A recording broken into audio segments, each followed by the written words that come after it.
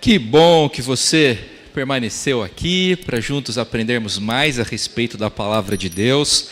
A palavra de Deus é poderosa, Deus fala conosco através da Escritura, daí a importância do povo de Deus frequentemente recorrer à Escritura, abrir a Escritura, estudar a Escritura. Nós vamos iniciar hoje a nossa revista, quer dizer, vamos começar a tratar do tema da revista. A revista se propõe a estudar o desafio missionário da igreja.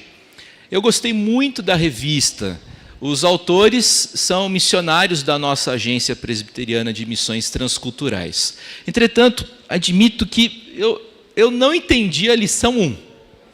Eu li uma vez, li segunda vez, tem algumas coisas interessantes, mas não entendi muito bem, de sorte que eu resolvi propor para vocês uma conversa a partir de 2 salmos que são altamente missionários. Então a gente está dando início à revista sem usar a revista. Deu para entender?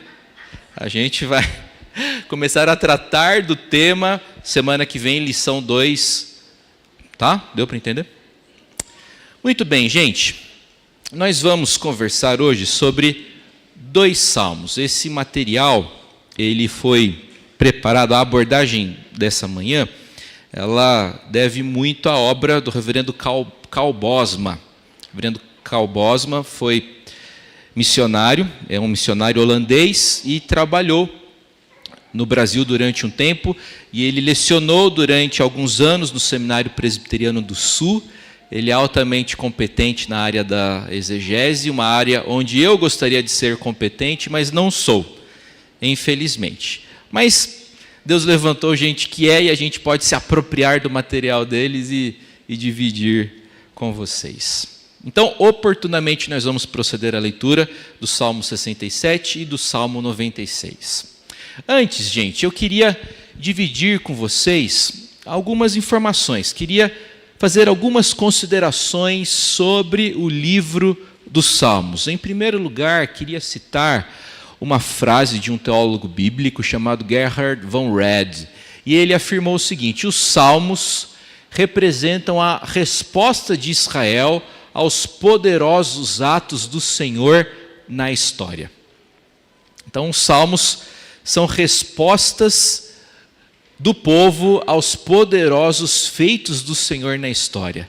Então o Senhor fez prodígios, fez sinais, sustentou o povo, libertou o povo, conduziu o povo no deserto, também no período de ciclo, naquele ciclo da conquista da terra prometida. Enfim, os salmos reagem aos poderosos feitos do Senhor na história. Grandes coisas fez o Senhor por nós, por isso estamos alegres. Tá? Vamos lá, o que mais? O louvor a Deus no Antigo Testamento é sempre devoção que relata sobre Deus. Nesse sentido, é teologia. E o louvor a Deus no Antigo Testamento também é proclamação, que procura atrair outros no círculo dos que adoram este Deus. Isto é, testemunho para a conversão. Então, nos Salmos a gente encontra muita teologia e também muito estímulo ao trabalho missionário. Ok? O livro dos Salmos nos apresenta alguns motivos missionários básicos. E eu queria compartilhar com vocês 3 deles. Em primeiro lugar, primeiro motivo missionário nos Salmos, a gente pode chamar de o conceito norteador. O conceito básico da teologia no livro dos Salmos é a realeza eterna, universal e invencível do Senhor. Então, os salmistas compreendiam que o Senhor reina. Aliás, diversas vezes nós encontramos essa expressão nos Salmos: reina o Senhor reina, o Senhor é soberano. Esse é o pressuposto dos salmistas. Aliás, nós encontramos no livro dos Salmos até mesmo uma coleção denominada de Salmos Reais, que compreende os Salmos 93 a 100. Esse tema é tão importante, tão precioso para os salmistas, que uma coleção toda é dedicada a esse assunto. O segundo motivo missionário dos Salmos, a gente pode chamar de a realeza do Senhor e o domínio absoluto sobre toda a criação. O Deus da Bíblia, o Deus dos Salmos, é o dono do universo. Ele reina soberanamente. E aí divido com vocês o que afirmou Arthur Weiser num excelente comentário publicado pela Paulo sobre o livro dos Salmos. A ideia de deduzir da criação a prova do poder de Deus não é rara no Antigo Testamento. Então, frequentemente, no Antigo Testamento, nós encontramos essa ideia de que o Senhor é poderoso. Olha a criação dele, olha a harmonia, olha a beleza, olha a complexidade de tudo. O Senhor criou e sustenta toda a coisa criada. Então, ele é soberano. Meus irmãos, diferentemente dos demais povos do Antigo Oriente Próximo, que compreendiam que suas divindades eram territoriais, tá? Então pegue, por exemplo, os filisteus, conversamos sobre eles hoje. Qual era a divindade mais expressiva dos filisteus? Baal. Eles compreendiam que no território deles, Baal mandava. Se eles fossem para Israel, aí complica um pouco, Yahvé está lá, mas como nós vamos levar nossos deuses com a gente, nós vamos obter vitória. Deu para entender? A lógica dos antigos era essa, as divindades tinham poderes territoriais. Algumas expressões religiosas ainda mantêm essa ideia. Ok? Algumas expressões religiosas ainda preservam isso daí. Mas o Deus das Escrituras reivindica soberania e poder sobre tudo que existe. Ele é Deus soberano, sobre tudo e sobre todos. E nós encontramos isso de maneira abundante no livro dos Salmos, a realeza do Senhor e o domínio absoluto dele. E é com base nesse domínio universal que os discípulos de Jesus continuam indo às nações a fim de fazer mais discípulos em seu nome. Sem esse domínio, não teriam o direito de fazer isso. Mas como o Senhor é soberano sobre todas as coisas, seus discípulos, seus servos estão autorizados a irem a todas as nações compartilhando o evangelho do Senhor Jesus. Ok?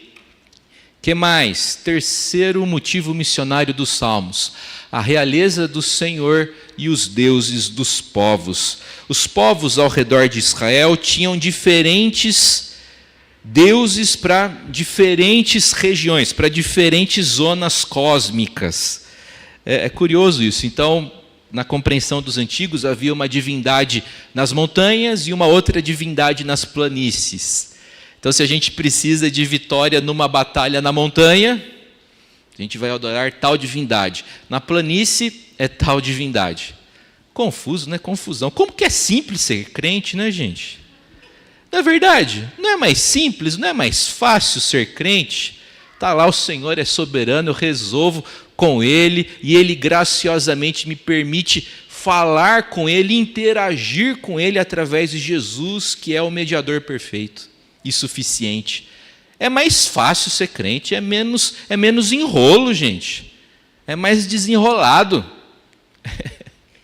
E aí, duas citações, uma do Salmo 95, o Senhor é o Deus supremo e o grande rei acima de todos os deuses. E verso 4 do Salmo 96, porque grande é o Senhor e muito digno de ser louvado, temível mais que todos os deuses. Quando você encontra na Bíblia referência a deuses, a Bíblia não está dizendo, não está afirmando a existência de outras divindades. A Bíblia está apenas constatando a realidade. O povo era idólatra, eles constituíram deuses, ídolos, de modo que quando a Escritura fala de deuses, ela não está afirmando a existência de divindades, mas está admitindo e também, de certa forma, combatendo qualquer espécie de culto idólatra. Deu para entender? Só há um Deus vivo e verdadeiro. Vamos lá. Salmo 67. Agora é aquele exame de vista. Se você não conseguir entender aí, vai lá no oftalmologista.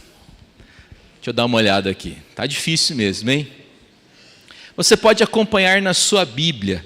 Eu só fiz questão de apresentar essa tela para a gente ter noção do esquema do livro do Salmo 67. Tá? Porque com o esquema dá para a gente reparar que o verso 4 é o centro do Salmo 67. Vamos ler? Cada um vai lendo um versículo aí, por favor. Pode ser? Seja Deus gracioso para conosco, e nos abençoe, e faça resplandecer sobre nós o rosto. Para que se conheça na terra o teu caminho e em todas as nações a tua salvação. Louve-te os povos, ó Deus. Louve-te os povos todos. Alegre-se e exultem as gentes, pois julgas os povos com equidade e guias na terra das nações. Louve-se os povos, ó Deus. Louve-te os povos todos. Na terra Deus o fruto e Deus, nosso Deus, nos abençoe. Abençoe-nos, Deus. Todos os confins da terra o temerão. Ok, gente. O Salmo 67 é uma oração comunitária, é uma oração litúrgica do povo e eles imploram pela bênção divina. Essa oração possivelmente servia como resposta da congregação à bênção sacerdotal no final do culto. Na nossa tradição, após a impetração da bênção apostólica, nós cantamos o Amém Tríplice. E por que o Amém Tríplice é o mais comum nos nossos arraiais? Será que tem algum sentido, algum simbolismo a gente cantar o Amém 3 vezes? Tem sim, porque o 3 faz referência a uma doutrina que nos é muito cara, a uma doutrina que é muito preciosa para a gente, a doutrina de que há só um Deus que subsiste em 3 pessoas, o Pai, o Filho e o Espírito Santo. Toda vez que você canta o Amém Tríplice, você está afirmando: eu creio em um só Deus, que subsiste na pessoa bendita do Pai, do Filho e do Espírito Santo. Ok? Esse é o nosso costume. Qual era o costume dos antigos? Era entoar o Salmo 67 após a impetração da bênção sacerdotal. O Salmo 67 é, na verdade, um grande panfleto evangelístico. Tá? Há uma consciência missionária gigantesca aqui. Tá? Algum versículo se repete? Vamos pensar agora na estrutura do Salmo 67, conforme esse esquema aí. Há alguma repetição no Salmo? Aonde? O B corresponde ao Belinha, né? Então o verso 3 e 5 possuem o mesmo conteúdo. Será que foi algum erro lá, Ctrl C, Ctrl V? Será que foi isso? Não. Aliás, gente, eu vou falar uma coisa para vocês. Como eu admiro os antigos. O pessoal antigamente era mais caprichoso que o pessoal de hoje em dia. Não tem como negar. Reverendo, essa semana, eu e o secretário executivo do nosso presbitério, nós fomos olhar o arquivo do presbitério. E na hora que a gente abriu assim, todo mundo começou a tossir, né? Começou a tossir. E eu fiquei impressionado com o capricho dos antigos. Os relatórios hoje em dia, os relatórios de ministro, tudo bonitinho lá no Excel, é só você preencher. Tem colega que não faz isso. Manda faltando. E aí a gente foi ver os relatórios dos antigos, era uma redação. E na Olivetti, né? E na Olivetti, na máquina de escrever. Que capricho. Aí hoje em dia que a gente só precisa Ctrl C, Ctrl V, direto, um monte de erro nas atas. O pessoal era mais caprichoso. Então, os versículos aqui não foram repetidos porque alguém errou. Não, tem um propósito. Tá?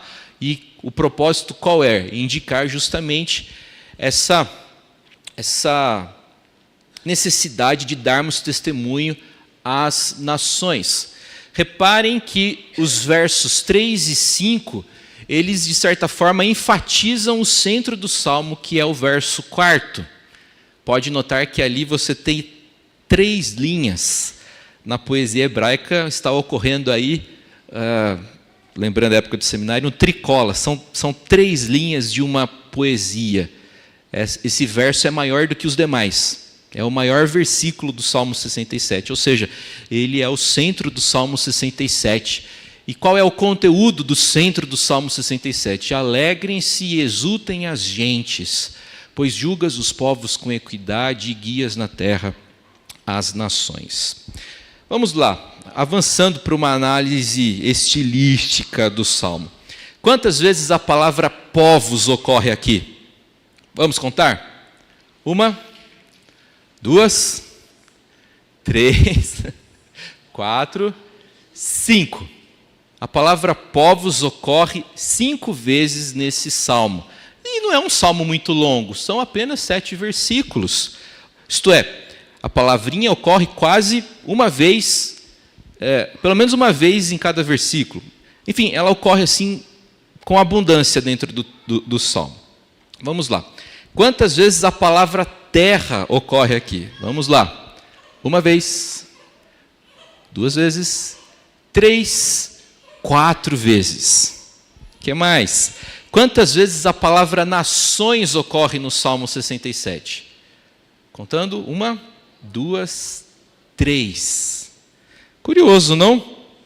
A palavra povos ocorre 5 vezes, a palavra terra 4 vezes, a palavra nações 3 vezes. O foco do Salmo 67 está aí. Povos, terras, nações. Note ainda que o nome de Israel não ocorre aqui. O termo Israel não ocorre aqui, o que sublinha, na verdade, o caráter universal do Salmo 67. Outra coisa curiosa, o texto começa com nós, verso 1, e lá no verso 7 encerra-se com todos os confins da terra. Deus abençoa Israel, e Israel é o agente de Deus a fim de levar a bênção do Eterno para todas as nações, para todas as gentes, para todos os povos. Então, o salmista aqui não orou apenas por si, não orou apenas por Israel.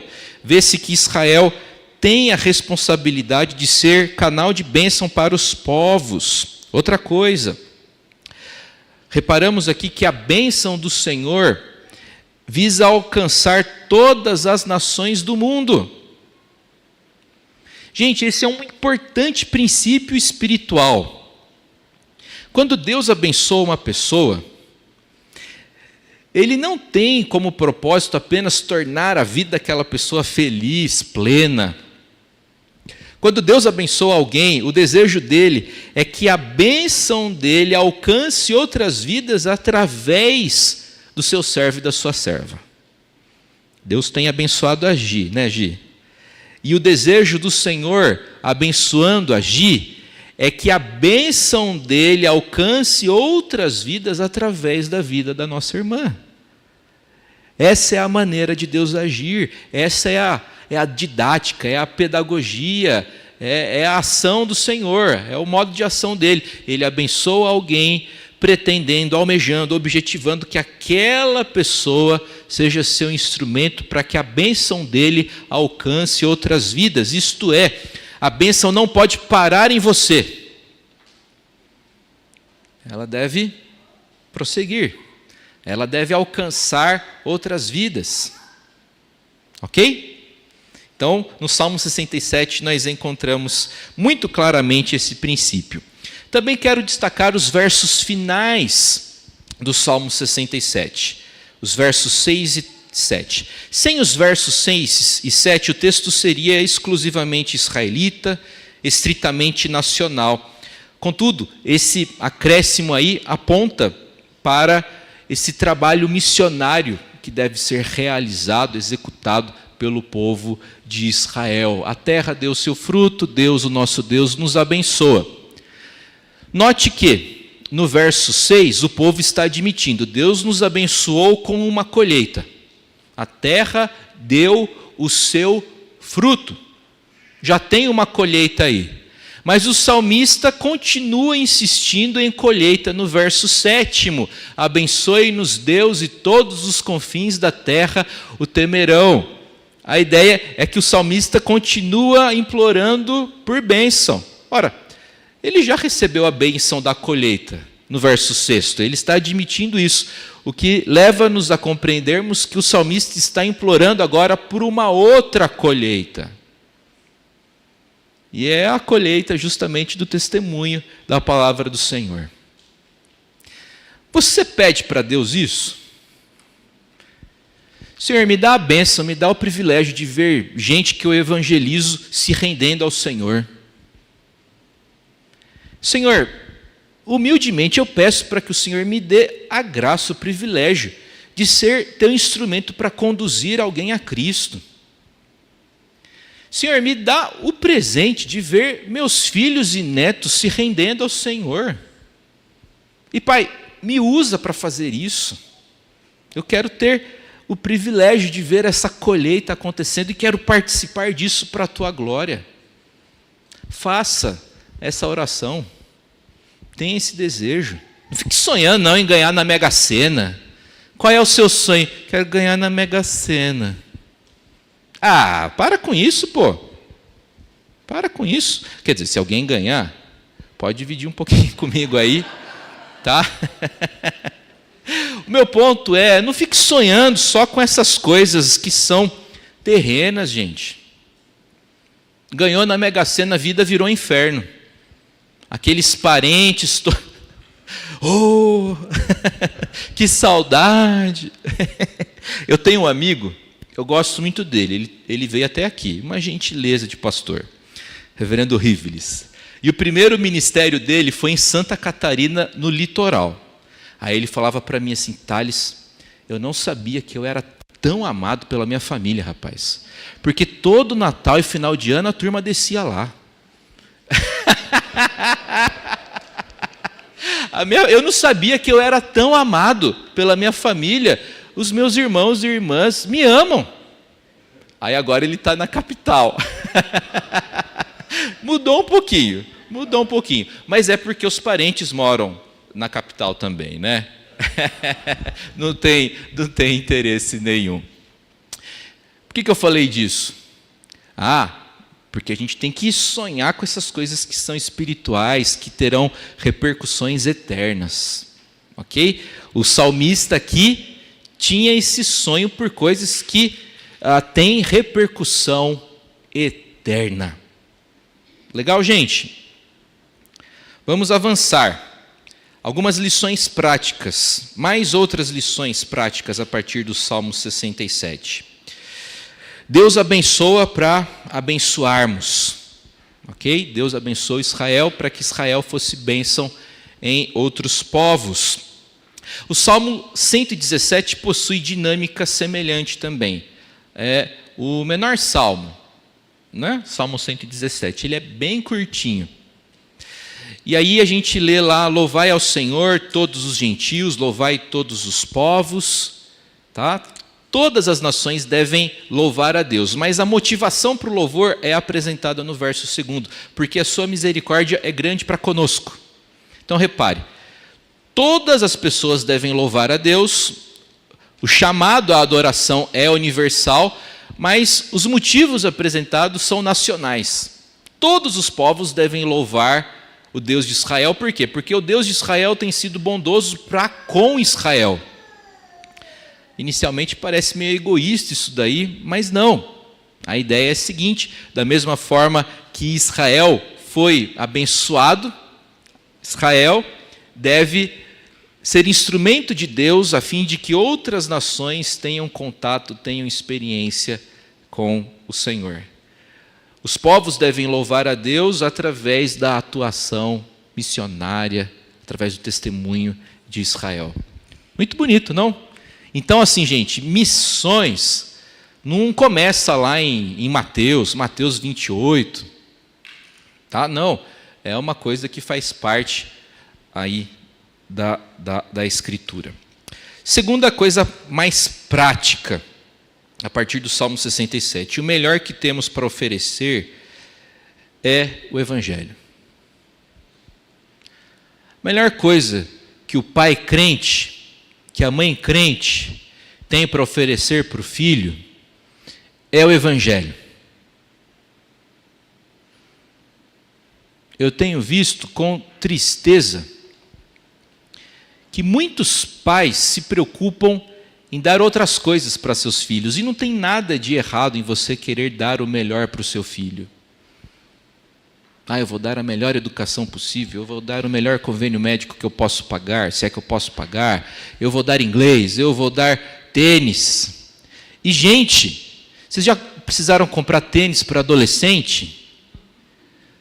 Acabou essa história de tênis de 200 conto. Se você achar um tênis aí de menos de 200 reais, fala para mim. Porque eu não estou achando. E assim, compra lá na Netshoes. Toda vez que eu comprei calçado pela internet, não serviu no pé. Não sei o que acontece. Ou fica grande demais, ou fica pequeno demais. E para trocar, é chato, né? É chato. Está caro demais. Mas é aquilo, o seu propósito como pai, como mãe, não é ser apenas aquele que dá as coisas, que compra as coisas. A melhor coisa que você pode dar para seu filho é o testemunho do Evangelho. Não estou estimulando ninguém aqui a ignorar as outras responsabilidades, porém a principal responsabilidade que um pai crente tem, que uma mãe crente tem, é de evangelizar o seu filho, é de dar testemunho do Evangelho. Disso o Senhor vai nos cobrar. Disso o Eterno vai nos cobrar. Ele não vai falar assim, lá no dia do juízo: tênis Jordan, você deu? Mochila da Kipling, com o macaquinho, você deu? Não deu. Não vai ter essa cobrança. Mas você leu a Escritura? Rapaz, deu tanto trabalho para me revelar especialmente para você. Deu tanto trabalho para formar a Escritura. Eu usei tantas pessoas. Não foi para você ignorar. Não foi para sua Bíblia ficar no porta-luva de domingo a domingo. É para você ler. Disso o Senhor vai nos cobrar. Ok? Então, o melhor que a gente tem para oferecer, e não apenas para os filhos, para os amigos também. O melhor que a gente tem para oferecer é o Evangelho do Senhor Jesus. Legal, vamos avançar. A gente vai conversar agora sobre um outro salmo que também tem grandes motivações missionárias. Salmo 96. Ele é largamente empregado na liturgia. É um salmo belíssimo. Salmo 96. E ele pertence à coleção dos chamados salmos reais. Lembra-se? Salmo 93 a 100 salmos reais. O Salmo 96 faz parte dessa coleção. Nós temos também uma outra coleção chamada Salmos de Aleluia, o Salmo 111 a 118, se não me engano. Todos empregam o termo aleluia, que significa louvai a Yahvé.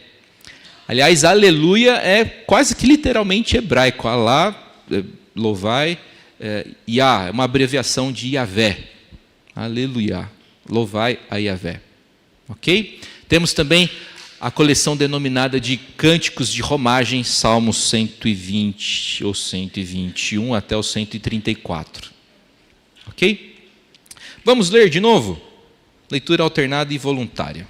Cada um vai lendo um versículo, por gentileza. Esse não está projetado.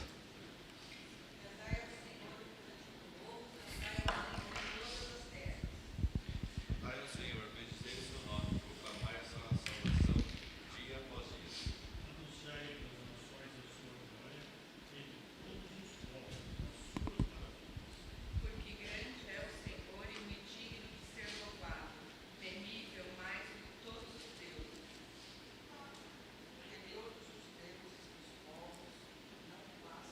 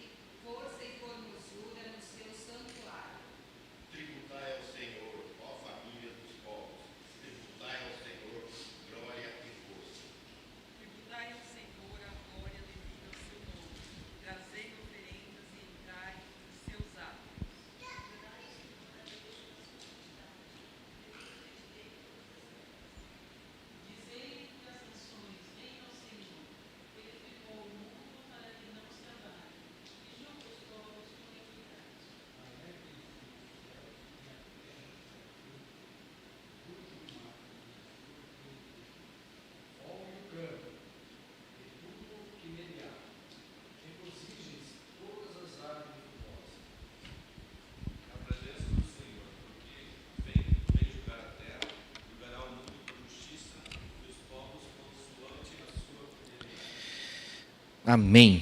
O Salmo 96 é o quarto nessa coleção denominada de Salmos Reais. E aprendemos aqui mais uma vez que todos devem louvar a Deus. Quem é convidado a cantar ao Senhor no Salmo 96? Todos. Toda a criação. E mais uma vez, o nome Israel não ocorre aqui, fazendo desse salmo um salmo que não é assim especificamente israelita.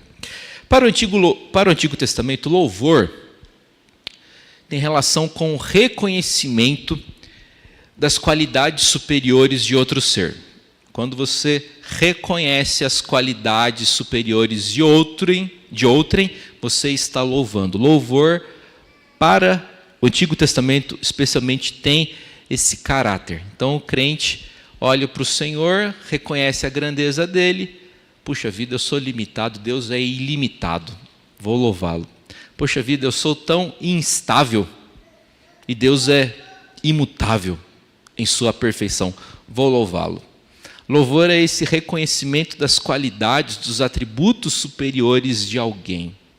E toda a criação é convidada e conclamada ao louvor aqui no Salmo 96. No verso 7º, repare lá, começa uma sequência onde as famílias são convidadas a louvarem a Deus. Tributai ao Senhor, a família dos povos, tributai ao Senhor glória e força, tributai ao Senhor a glória devida ao seu nome. E, gente, não é à toa que o salmista empregou o termo tributai, porque o tributo é próprio daquele sistema de governo denominado de vassalagem. Quando a gente estuda a Idade Média, a vassalagem era muito comum. E no que consistia esse sistema de governo? Você tem um soberano e os demais são servos dele. Então o salmista, a partir dessa ideia de vassalagem, e na vassalagem os inferiores deveriam entregar ao superior tributo. Então, empregando o termo tributo, faz-se referência a esse sistema de vassalagem. As nações vão considerar o Senhor o suzerano, soberano, e todos são seus vassalos. Ok?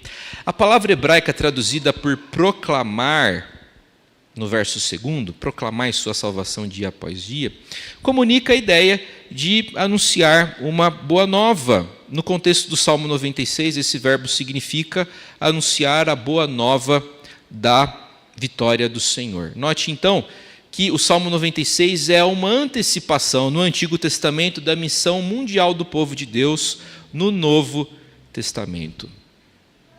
Ok?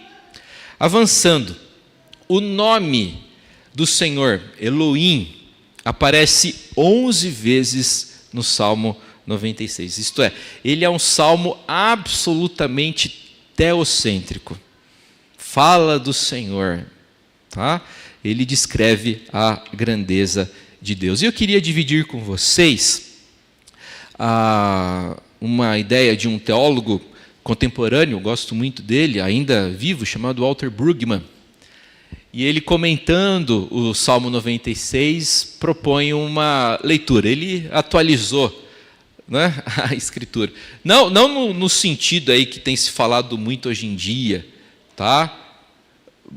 Atualizou assim com o objetivo de que a gente entenda mais. Então, para ele, quando a Escritura diz que a gente deve cantar ao Senhor, a ideia é a seguinte: nós devemos louvar apenas ao Senhor, não a outras divindades. Então, cantem ao Senhor, não a Marduk, cantem ao Senhor, não a isso daí, como que será que se pronuncia? Nem vou tentar. Shemesh. Cantem ao Senhor, não a Baal. Então, atualizando isso daí, olha lá, cantem ao Senhor, não ao dinheiro. Cantem ao Senhor, não ao prazer. Cantem ao Senhor e não à política. Meus irmãos, dinheiro, prazer e política são ídolos contemporâneos. Tem muita gente imaginando que a política pode salvar.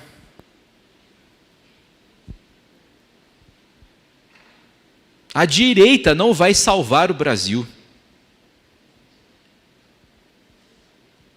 Repito, a direita não vai salvar o Brasil. Nossa, olha lá o pastor comunista. Não! Não! É muito menos a esquerda. Não é direita e esquerda que vai salvar, gente, é Jesus. Eu tenho dito com frequência, há ideologias que são menos incompatíveis. Nenhuma ideologia corresponde plenamente aos valores da palavra de Deus, porque toda ideologia é criação humana. Nenhuma ideologia corresponde perfeitamente à vontade de Deus. Entretanto, há ideologias que são menos incompatíveis com a Escritura. Então a gente tem que procurar aquelas que são menos incompatíveis. Mas lembre-se disso, não é a direita que vai salvar o Brasil. É Jesus. A gente tem que parar de ficar idolatrando política, políticos. Tá? Uma outra divindade, um outro ídolo contemporâneo é o prazer. Afrodite continua sendo adorada. Tá? Não apenas os gregos adoraram Afrodite. Afrodite era a deusa do amor. O mundo contemporâneo continua se prostrando e continua pagando sacrifícios a Afrodite. Quantos assassinatos não acontecem por conta do culto a Afrodite? Porque o sexo ilícito, irresponsável, fora do contexto do casamento, quantos abortos não vêm disso? E quantas crianças que nasceram, né, e têm a vida assim, miserável, por conta do culto a Afrodite. É culto a Afrodite, gente, é idolatria. Dinheiro também, ixi, o que a turma não está fazendo aí para ganhar dinheiro? Está todo mundo de olho no dinheiro do outro. Não é mesmo? Você está lá no Instagram, todo mundo está querendo seu dinheiro. Todo mundo está querendo vender alguma coisa para você. Todo curso vai mudar a sua vida. Todo último item lá da Shopee, que é mais? Temu, né? Temu. Shein. Tá sabendo, hein, Lourdes? Você tá sabendo dos nomes aí. Né? Isso daqui vai revolucionar a sua cozinha. Você vai colocar esse negócio aqui, você vai ter onde colocar prato, vai dividir tudo. Esses dias eu vi um negócio lá, eu fiquei com vontade de comprar. Né? É um negócio assim que você põe em cima da pia, lavou aqui, já colocou ali. Mas vai ter que lavar a louça do mesmo jeito, não vai fazer por você. Então, às vezes, a gente fica aí imaginando que essas coisas aí que vão trazer felicidade para a gente, não. A gente tem que parar de prestar culto a essas coisas, imaginar que essas coisas vão preencher o vazio do nosso coração. Não, não, não. É o Evangelho. É o Evangelho. É Jesus. E a igreja deve proclamar Jesus. Não fomos chamados para fazer outra coisa.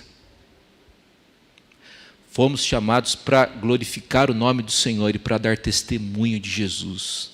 E fazendo isso, o Senhor vai usando a igreja. Né? Tem igrejas que criaram escolas. O reverendo Herói é pastor de uma igreja que tem uma escola. Não é? Uma escola paroquial e que dá muito trabalho, mas que tem dá testemunho do Senhor lá.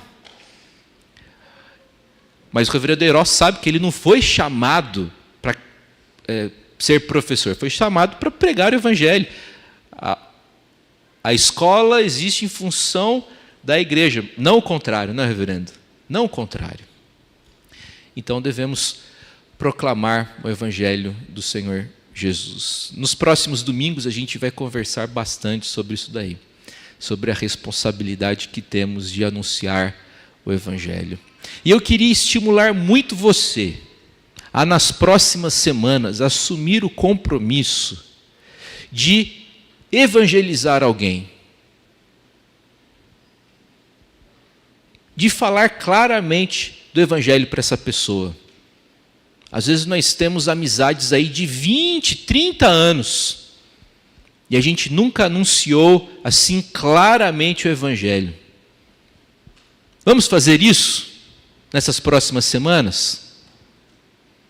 Esses dias eu estava pensando, eu tenho amizades lá da época do Fundamental 1. Todos sabem que eu sou pastor. Todos sabiam que eu era crente. Aí eu fiquei pensando, mas eu já falei claramente de Jesus para eles? Falei, olha, você é pecador, sem Jesus você vai para o inferno, mas eu quero te dar uma boa notícia. Jesus fez tudo para sua reconciliação com o Senhor.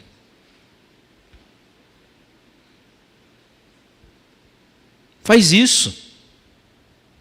Não seja amigo da onça, não. O amigo da onça é aquele que não é leal. Puxa vida, o destino eterno do seu amigo e da sua amiga está em jogo.